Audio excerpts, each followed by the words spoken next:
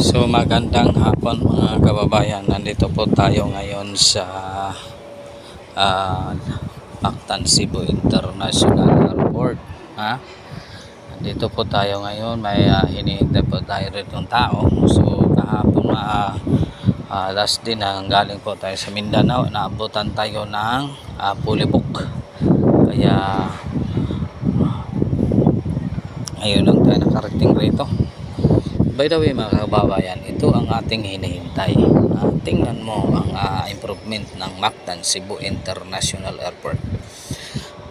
Noon ay ito ay pinamamalaan ng GM Army Gawad. Ito ay pag-aari ng mga ini-improve ito ng mga Indiano. Ngayon ay pag-aari na ng Abuetes Corporation. So sa ngayon mga kababayan, ito ay pinamamalaanan ng Abuetes joint with the JMR. So habang hinihintay po tayo rito,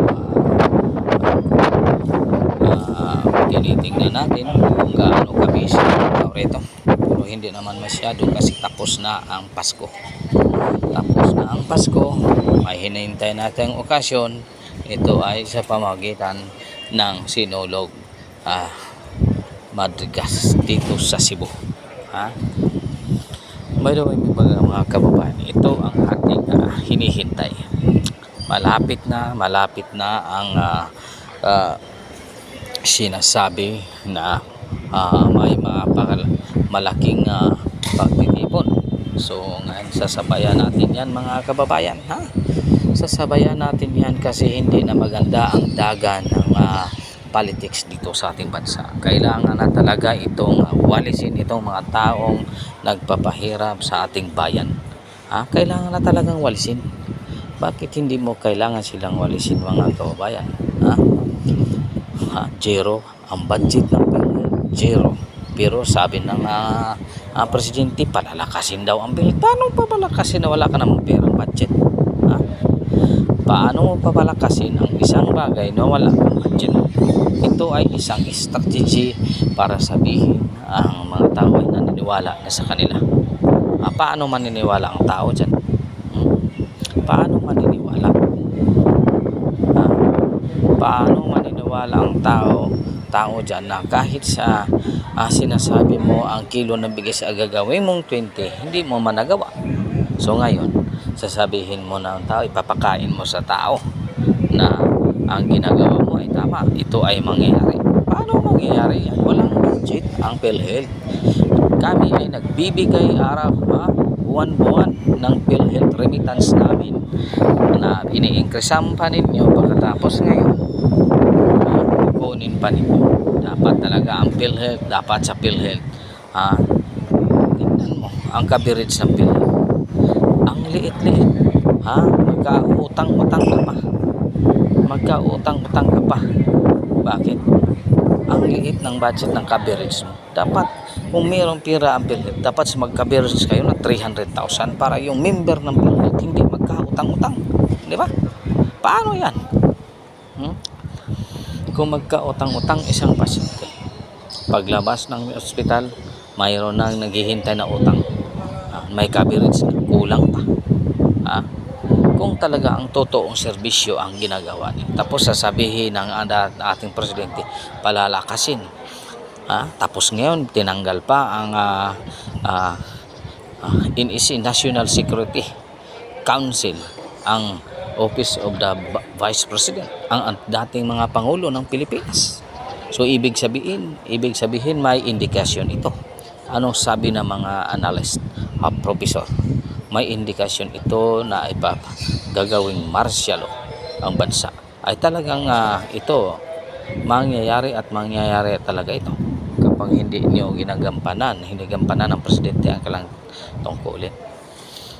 Tingnan natin. Tingnan nyo kung ano talaga ang mangyayari sa ating bansa. Kasi hindi nyo ginagampanan ang trabaho. PhilHealth, kinukunan ninyo ng budget. Pero ang DPWH may trillion budget pero wala namang natapos. Mga lahat ng programa ng PRRD walang naibigay ninyong budget. So paano yan masasabi ninyo na kayo ay ginagawa ninyo tama? Ha? So kaya hindi maganda para sa amin. Hindi talaga maganda para sa aming member ng PhilHealth ng ganito. Kukunin lang ninyo ang budget na walang dahilan. Ha? 92 billion kinuha ninyo sa PhilHealth para gawin. Para saan yan? Tapos sasabihin ninyo may savings kayo. Sasabihin ninyo may deposit pa kayo, may savings kayo. Loko-loko. Ano naman tong kalukuhan ito, mga kababayan? Ano man itong kalukuhan? Ha? Gagawin ninyo, magsalita kayo ng magic. Ha? Magsasalita kayo ng magic. Paano mapaniwalaan ninyo na ang ginagawa niyo ay totoo? Ha? Mga kababayan, ito ba ay tama? Ito ba ay totoo? Paano? Tingnan mo dito sa Cebu, ha? Na hindi masyado natabaan ng corruption. Oh, tingnan mo. Oh. Napakaganda ang airport namin dito. Tingnan mo ang airport namin. Napakalinis. Kumpara sa airport ng Maynila. Ha? Mayroon pang laglag bala dyan. Tingnan mo dito. Itong Terminal 1 ini-improve. Ha? Kasi ang tao rito hindi kayo masyado corrupt. Mayroong corrupt pero hindi naman masyado, nagagampanan pa rin nila. Kaya tingnan mo sa airport ng Manila. Tingnan mo kumpara dito. Tingnan mo. Ito ang laki-laki ng parking space na. Tingnan mo, mayroong pang bakanting parking space. Napakalaki, tingnan mo. Dito, tingnan mo. Kaya, kayo, anong ginagawa nila? Hanggat nandyan ang korupsyon sa ating bansa, walang magagawa.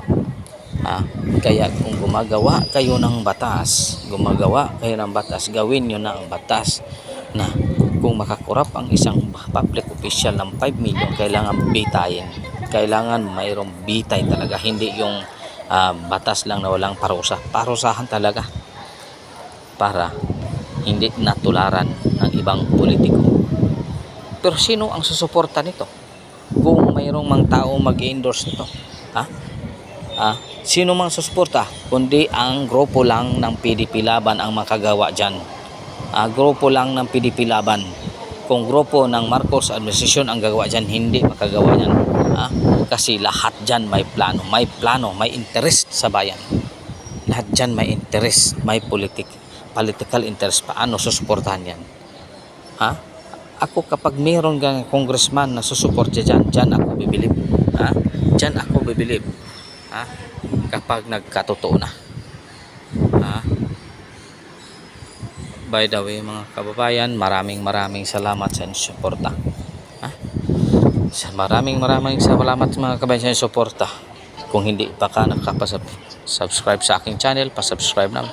Pa-like and share ang ating video para naman madagdagan ating subscriber.